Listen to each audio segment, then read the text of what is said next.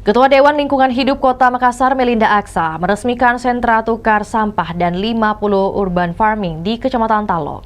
Seremoni peresmian dilaksanakan di Jalan Ade Irma Nasution pada Sabtu lalu.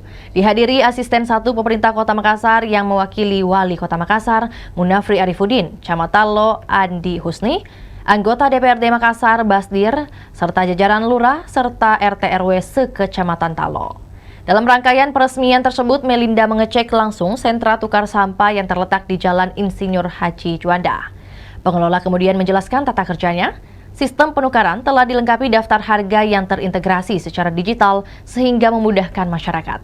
Sampah yang dibawa warga dapat ditukarkan dengan berbagai produk kebutuhan sehari-hari, mulai dari mie instan, kecap, minyak goreng, hingga produk lainnya sesuai nilai sampah yang disetorkan.